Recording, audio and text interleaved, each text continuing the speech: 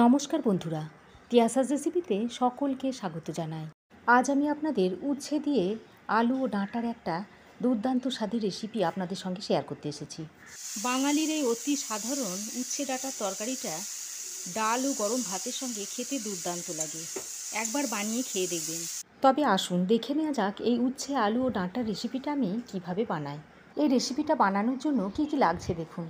4-5টা আলু সরু ও এরকম লম্বা করে কেটে নিয়েছি একটু উচ্ছেগুলো এরকম করে কেটে নিয়েছি।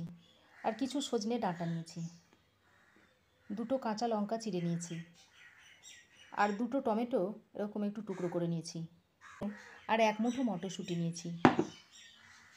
রান্নাটা করার জন্য কড়াইয়ে 2 চামচ সর্ষের তেল দিয়ে দিচ্ছি। এবার তেলের মধ্যে দিয়ে দিচ্ছি 1 চা চামচ কালো জিরে। এবার কেটে রাখা উচ্ছে ডাঁটা ও কাঁচা লঙ্কাটা দিয়ে দিচ্ছি।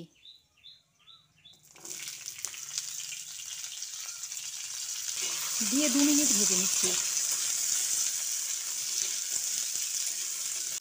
ডাঁটা ও উচ্ছেটা 2 মিনিট ভেজে নেওয়ার পর এবার কুচিয়ে রাখা আলুটা দিয়ে দিচ্ছি। আলুটা দিয়ে খানিকক্ষণ কষিয়ে নিতে হবে।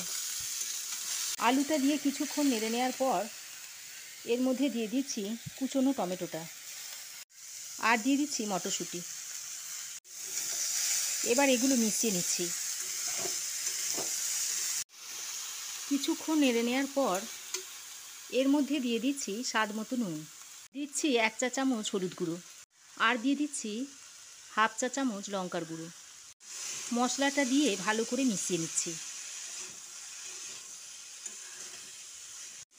এইভাবে বেশ খানিকক্ষণ কষিয়ে নিতে হবে। বাঙালির এই অতি সাধারণ উচ্ছে ডাঁটার তরকারিটা ডাল ও গরম ভাতের সঙ্গে খেতে দুর্দান্ত লাগে। একবার বানিয়ে খেয়ে দেখবেন। উচ্ছে আলু ডাঁটা মটরশুঁটি সব কিছু ভালো করে মিশিয়ে নিয়েছি। এবার এর মধ্যে পরিমাণ মতো জল দিয়ে দিচ্ছি। জলটা দিয়ে সবজির সঙ্গে ভালো করে মিশিয়ে দিচ্ছি। এবার ঢাকা দিয়ে জলটা শুকিয়ে আসা পর্যন্ত রান্না করে নিতে হবে। প্রায় 15 মিনিট ধরে আমি রান্না করে নিয়েছি। দেখুন জলটা অনেকটাই শুকিয়ে গেছে। এবার আরও একটু নাড়াচাড়া দিয়ে নিচ্ছি। এতে একটু মাখো মাখো হবে। আরও খানিকক্ষণ নাড়াচাড়া করে জলটা শুকিয়ে তরকারিটা নামিয়ে নেব। উচ্ছে দিয়ে ডাঁটা আলুর এই রেসিপিটা যদি আপনাদের ভালো লাগে তাহলে অবশ্যই একবার বাড়িতে ট্রাই করে দেখতে পারেন। আর কেমন হয়েছে অবশ্যই একটা কমেন্ট করে জানাবেন।